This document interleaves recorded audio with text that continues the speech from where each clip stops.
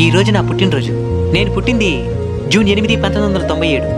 కానీ చాలా సంవత్సరాలు అసలు పుట్టినరోజే జరుపుకోలే. కారణం, ఇంట్లో కేక్ అని అడిగితే కుక్కను కొట్టినట్టు కొడతారు. ఈసారి ఎట్టయినా పుట్టినరోజు జరుపుకోవాలని ప్లాన్ చేసి మరీ జరుపుకున్నా. ఎప్పుడా? 6వ నెల 8వ తేదీగా జరుపుకోవాల్సిందే. 8వ నెల 6వ తేదీ జరుపుకున్నా.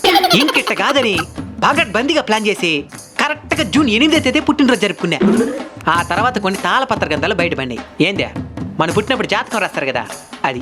దాంట్లో డేట్ చూస్తే జూన్ 8వ తారీఖు ఆదివారం రాత్రి 2:45 పుట్టినని రాసుండది. మీకు అర్థమవుతా ఉండదా? ఆదివారం రాత్రి 2:45 అంటే దానికి అర్థం ఏమనే? అది సోమవారం అని. అంటే నేను పుట్టింది 9వ తేదీ. ఇలా పుట్టినరోజు జరుపుకోవడంలోనే పలుమార్లు ఫెయిల్ అయ్యి కరోనా స్టార్ట్ అయినప్పటి నుంచే కరెక్ట్గా పుట్టినరోజు జరుపుకుంటా ఉంటా. ఇదే నేను మా అమ్మ నాయన ఉండే గ్రూప్ ఫోటో.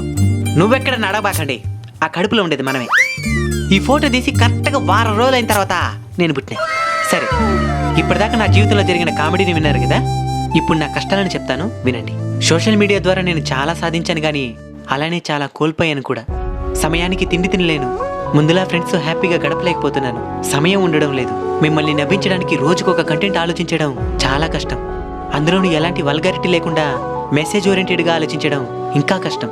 అలాంటి కంటెంట్ కోసం ఆలోచించి స్ట్రెస్ వల్ల హెయిర్ ఫాల్ స్టార్ట్ అయింది. ఇవి కాకుండా పర్సనల్ లైఫ్లో ప్రాబ్లమ్స్. ఇవన్నీ ఒకరోజు పీక్ స్టేజ్కి పోయి బైక్ డ్రైవ్ చేస్తూ ఉంటే ఎందుకు మనం బతకడం అనే ఆలోచనలు వస్తూ ఉన్నాయి. అప్పుడు సడన్గా ఒక చిన్న పాప రోడ్డు పక్కనే ట్యూషన్కి వెళ్తూ మనన్న బాయ్ అని చిరునవ్వుతో పలకరించింది. ఆ చిరునవ్వును చూసినానంతే ఈ బాధలు, టెన్షన్లు అన్నీ ఎగిరిపోయినాయి. ఇన్ని కష్టాలను ఎదుర్కొంటూ నేనేం సాధించానంటే ఆ పసి హృదయంలో నాకంటూ కొంత ప్రేమను సాధించుకోగలిగాను. ఇంకా అప్పటి నుంచి ఒక్కటే డిసైడ్ అయ్యాను, ఎన్ని రోజులు బ్రతుకుతామో తెలియదు, కానీ బ్రతికినన్ని రోజులు నిస్వార్థంగా మిమ్మల్ని నవ్వించడమే నా పని. దీనికి మీ అందరి ఆశీర్వాదం నాకు ఎప్పటికీ తోడుంటుందని మనస్ఫూర్తిగా కోరుకుంటున్నాను.